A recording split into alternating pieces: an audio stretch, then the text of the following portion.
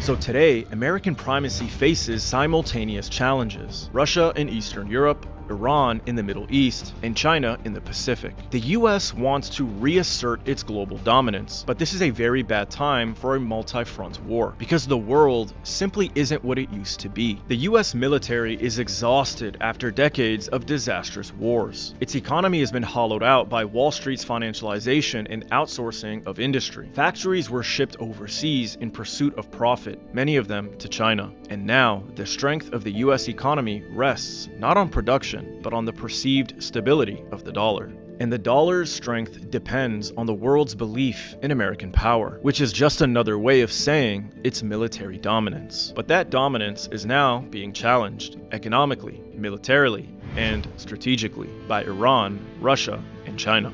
The US wants to stop them, but it can't take them all on at once. According to Elbridge Colby, a key architect of the 2018 National Defense Strategy and author of The Strategy of Denial, this is the harsh reality. America's military is not structured to deter simultaneous conflict with China, Russia, and Iran. We must choose. That single sentence is telling. It means that the US isn't trying to avoid conflict. It's being selective about who to fight first. And that brings us to the core of Washington's strategy.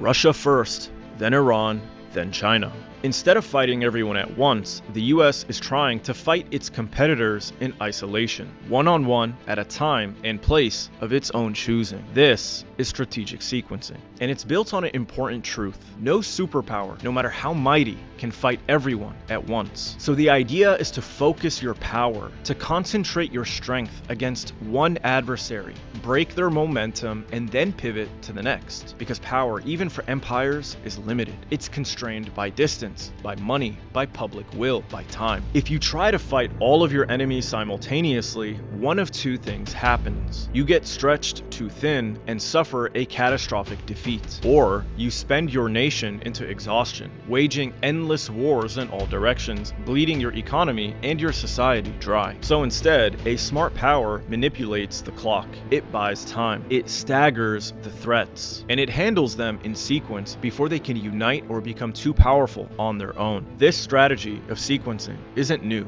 It's ancient. It's what great powers have always done. The Athenians struck a 5-year truce with Sparta, not because they wanted a lasting peace, but because they needed to fight other enemies and strengthen their position. Byzantine emperors used it to avoid fighting the Huns, the Persians, and the Vandals all at once. The Habsburgs sequenced their wars against the Bourbons, the Prussians, and the Ottomans. And even Britain bought time for their showdown with Germany by settling its rivalries with France and Russia first. So this is what great powers have always done. They sequence the battles with their enemies deliberately. So again, the US isn't trying to avoid conflict. They are delaying it in different arenas so they can fight who they want, when and where they want to, in a way that gives them the best chance for success.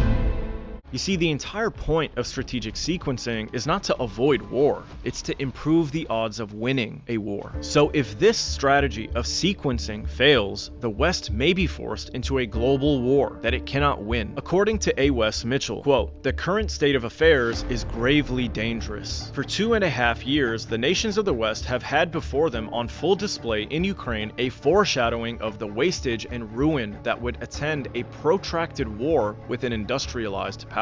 And yet US and allied preparations for such a contingency have not amounted to much more than a restocking of the scale of military provisions that we would have needed to face a bit player like Saddam Hussein or the Taliban. Translation, we ain't doing enough, motherfucker." The upshot is that the United States is effectively setting aside its optimal strategy, sequencing, and allowing its opponents to realize their optimal strategy, which is a coordinated or opportunistic run on the bank aimed at overwhelming US allies in multiple theaters. So if strategic sequencing fails in either Ukraine or the Middle East, or both, the US will either need to accept a multipolar world and retreat, or face the challenge of fighting an all-out war on multiple fronts against industrial powerhouses in both Russia and China. Now, if you know the decision makers in Washington, then you'll know the Americans have no intention of retreating. So just understand that every victory in Ukraine, even if it's a small town like like Pokrovsk means another nail in the coffin for the US strategy of sequencing. And failing in this strategy makes the possibility of World War III more and more likely.